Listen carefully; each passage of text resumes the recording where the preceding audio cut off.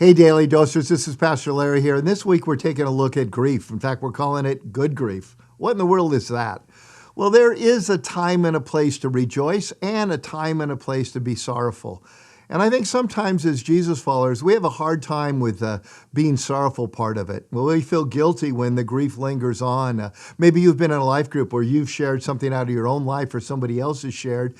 And at first, we tend to gather around and weep with those who weep. But after a while, in the back of our mind, sometimes we're thinking, well, just get over it. Just trust Jesus. But you know, we can't control the way we feel. I like to describe our feelings sometimes as like the smoke alarm in your kitchen. It goes off just the same if all it is burning toast or the whole kitchen is ablaze.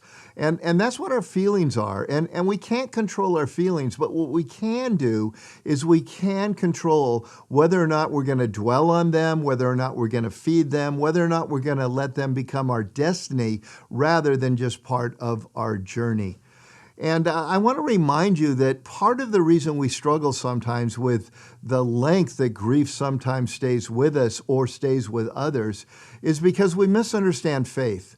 We think of faith as being optimistic. We think of faith as always seeing that, everything's going to work out for real. But actually, biblical faith is trusting God enough to do what he says, and it's keeping on, keeping on.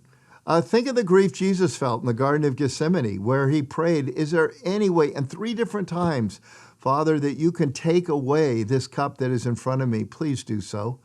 I think of Paul, the apostle, talking about despairing even of life itself sometimes. And what makes him feel better about it is not a Bible verse or a understanding of God's sovereignty, but somebody brought good news that the things he was all worried about and filled with grief over had been taken care of. The passage in the Bible that I love is Hebrews chapter 11, where it talks about faith and how it worked out in people's lives. And at the beginning of it is a section we love to dwell on and to teach on because all the people who had faith were victorious.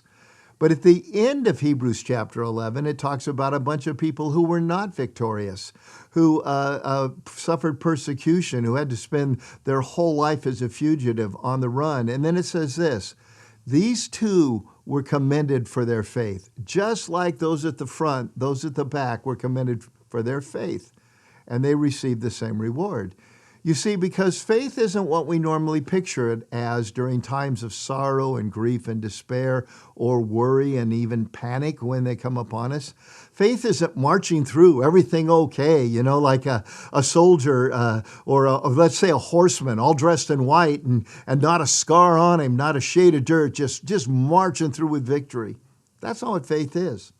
Faith actually is that same horseman, tattered, filled with blood, the clothing torn, continuing on anyway.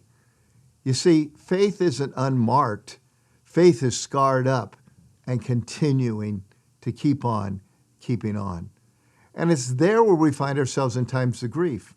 Not to beat ourselves up or to beat up other people, but what we need to do at that point is not give in to it, but keep on keeping on in faith, doing what Jesus tells us to do, with the knowledge that no matter how hard and deep this valley might be right now, there is light at the end of the tunnel, and it's not an oncoming train.